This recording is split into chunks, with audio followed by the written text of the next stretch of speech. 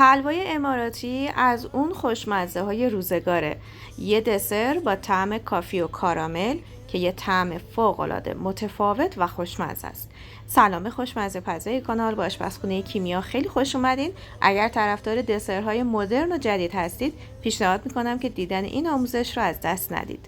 بریم که با هم درستش کنیم. در ابتدا 3/4 پیمانه آرد سفید رو روی حرارت ملایم کمی تفت میدیم تا بوی خامی آرد گرفته بشه. نیازی به تغییر رنگ آرد نیست.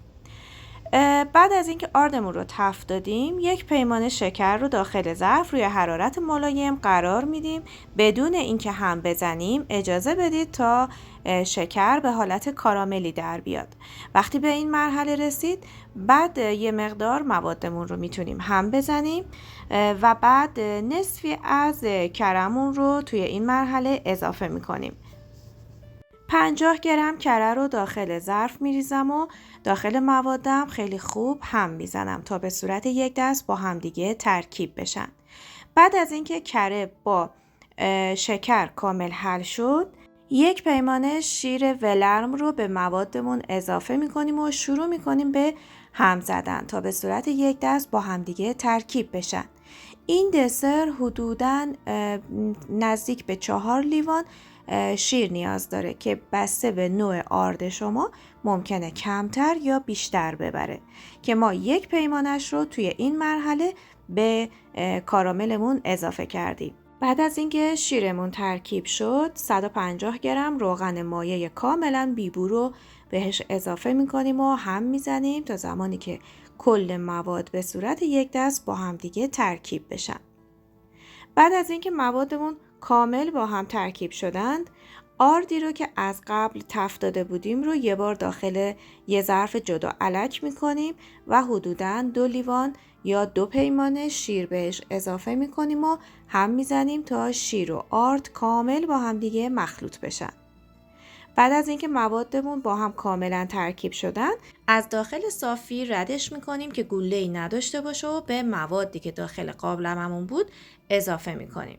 بعد از اضافه کردن آرد مواد رو کامل با همدیگه هم بزنید تا به صورت یک دست ترکیب بشه و بعد از اینکه یه مقدار آردتون با مواد مخلوط شد و یک کم غلیظ شد باید بهش زعفرون و گلاب رو اضافه کنیم. نصف پیمانه زعفرون و گلاب رو من توی این مرحله اضافه کردم. میزان زعفران بسته به دلخواه شما هستش. زعفرونتون حتما دم کرده باشه که رنگ بهتری داشته باشه. اضافه میکنیم و شروع میکنیم به هم زدن.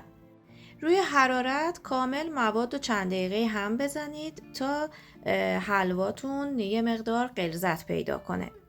بعد از اینکه یه مقدار غلظت پیدا کرد مابقی کره رو توی این مرحله بهش اضافه میکنیم.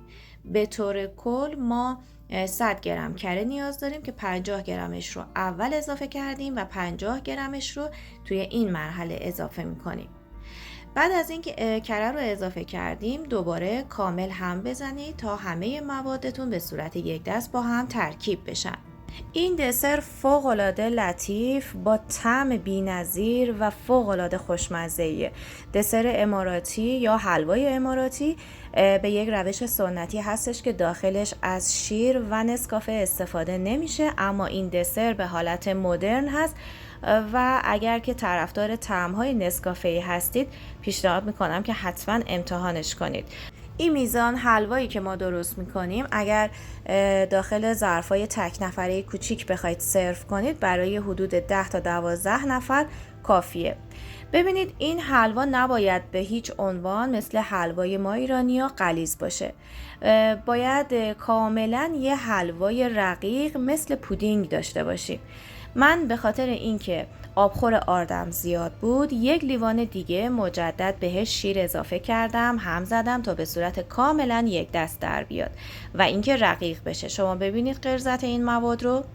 و بعد نصف پیمانه آب جوش به همراه 1 شاسه نسکافه بهش اضافه کردم. نصف قاشق چایخوری پودر هل رو هم میریزم و بعد که به این حالت در اومد از روی حرارت بر میداریم و داخل ظرف سرومون میریزیم. دوستان اگر که این حلواتون یه مقدار غلیظ باشه بعد از سرد شدن روی حلواتون ترک میخوره، پس حتما به غلظت مواد دقت کنید. موادتون باید کاملا رقیق باشه و بعد از سرد شدن یه مقدار سفت میشه و به این مرحله میرسه.